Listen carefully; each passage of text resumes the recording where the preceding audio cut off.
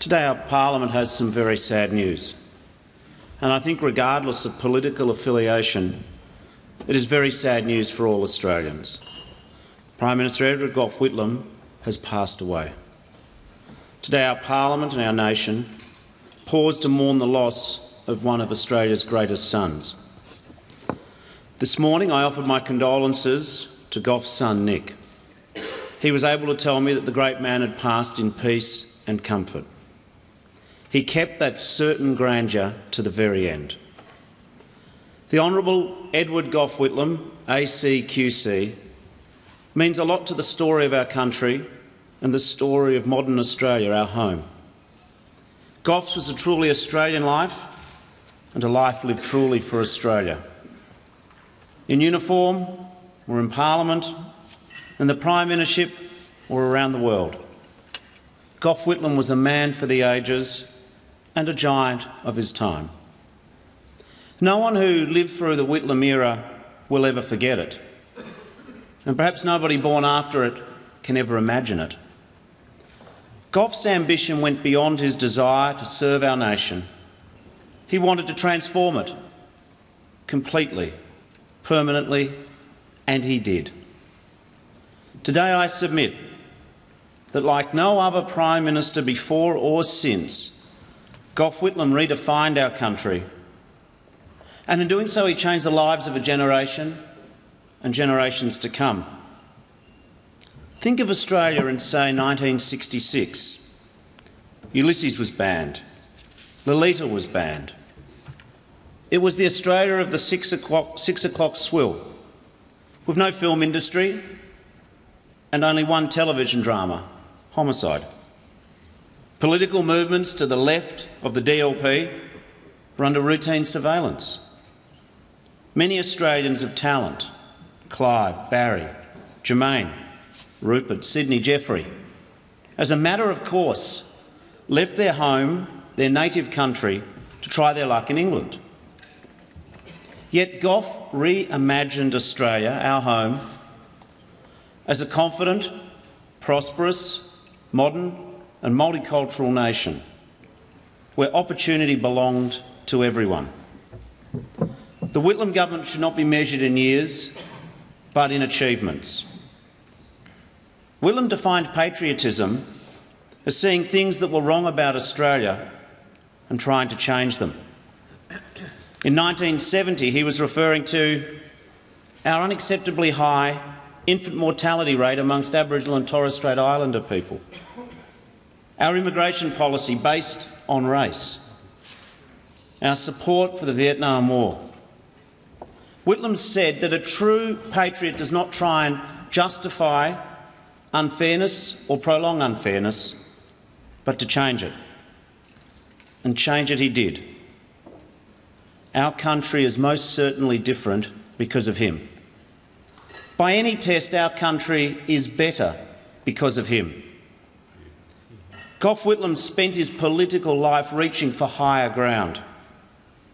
Think of all that he changed, forever and for the better. Healthcare changed because of him. Education changed because of him. Land rights for Aboriginal Australians because of him. Our place in Asia changed, particularly our relationship with China changed because of him. Our troops home from Vietnam, the birthday ballot ended because of him. The death penalty abolished and discrimination banished from our laws because of him. No-fault divorce in the family court because of him. Our suburbs for the first time at the centre of our national debate because of him. Everywhere we look in our remarkable modern country, we see the hand and work of Whitlam. The program lives on. Gough Whitlam opened the doors to our universities. He lifted up our schools and training centres. He said that every Australian should have a choice in education. But Whitlam said this must be a choice between systems and courses, not between standards, not between a good education and a bad one, an expensive education or a poor one, a socially esteemed education or one that is socially downgraded. He indeed believed that the health of any one of us matters to all of us. With Medibank, he brought the peace of mind that is Medicare to every Australian. He was determined to end what he called the inequality of luck for Australians with a disability, and his vision is writ large in the National Disability Insurance Scheme now. He understood that the main sufferers in Australian society, the main victims of social deprivation and restricted opportunity, have been the oldest Australians on the one hand and the newest Australians on the other. And he sought land rights for Aboriginal Australians, the end of the White Australia policy and the passage of the Racial Discrimination Act. He tried always to do good. He strove, like the conscientious Fabian he mostly was, to leave behind a better world. His speechwriter and confidant, Graham Freudenberg, reminded me this morning, there are some who say that he did too much too soon, but few can say that what he did could have waited longer. Gough never lacked the courage for a good fight. It was this courage, this determination, that made him the great reformer of the Labor Party, the greatest in Labor's history. Gough Whitlam loved the Labor Party, and the Labor Party loved Gough Whitlam, and Gough Whitlam changed the Labor Party. He shook Labor up. He made our party relevant to the modern, multicultural, fair and reconciled country of his grand vision. There's a story that in 1964 Gough entered the Trades Hall in Melbourne. He had a speech prepared for the Labor Party, but he said he could not deliver it because there were in fact two Labor parties. There were the men, the delegates and the candidates, and then there were the women, making the tea and preparing the meals out the back. Gough declared then that we did not deserve to be called the Labor Party until we were one Labor Party. Gough declared that until we were one Labor Party that we did not deserve to govern. The result was that the women stopped making the tea, but they were no longer consigned to the back of the room. And so began the making of modern Labor. Gough refashioned our party. He drew it out of its narrow, quarrelsome, partisan divisions into an inclusive social democracy. And he stirred with his wit and his capability many brilliant citizens into public service. Gough presented to the nation, and largely delivered, a hearty, refreshing, merciful, forgiving, exhilarating new order. He was an unusual figure to be doing such things.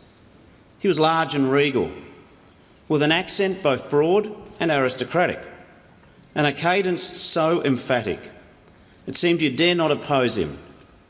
He could appear both prim and episcopal, and hugely conservative while changing society forever.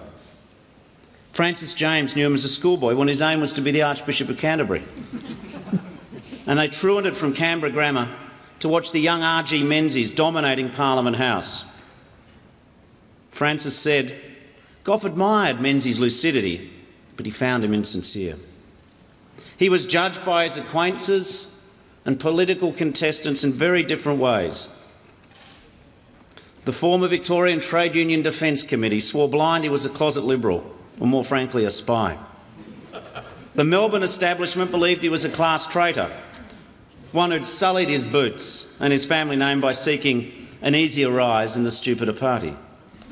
The DLP saw him as their bridge over troubled waters back to the anti-communist Chifleyism. To his friend, Jim Killen, he was as obnoxious a byproduct of the upper middle classes as was ever grafted at self-leech-like on the egalitarian movement. To Sir John Kerr, he was a dangerous megalomaniac. To Sir Laurence Olivier, a hero of the age. To Gore Vidal, the nation's most intelligent man. Above all, Gough was an agent for democracy, an agent for tolerance. Democracy and tolerance are indeed defining features of our nation. And indeed, great leaders can make national character, can actually make national values. These are very important qualities, democracy and tolerance, that do depend upon our nation's leaders. Of all leaders, None, arguably, had more cause to carry an anvil of political hatred, but he actually did not. In defending democracy, defending tolerance, Whitlam defined his values and his character, and indeed our nation's. There'll be more to say about the loss of this great man. I know that so many of you will have personal stories and memories of inspiration to share. And remembering Gough, we remember his wife Margaret, a great Australian in her own right, and their life together. It's a great Australian love story. Our thoughts are with his family, a family that has given so much to our nation. Their long line of public service did not begin with Gough, and it has not ended with him. I believe that perhaps there will be more tears shed for Gough Whitlam today than another leader in Australian political history. And his beloved men and women of Australia will long remember where they were this day. It's time, Gough once told us, a phrase that captured the imagination of a nation, a rallying cry for change, for a confident, progressive, fair and modern Australia. It's time, he said. And because of Gough, because of his life and legacy, it's always time.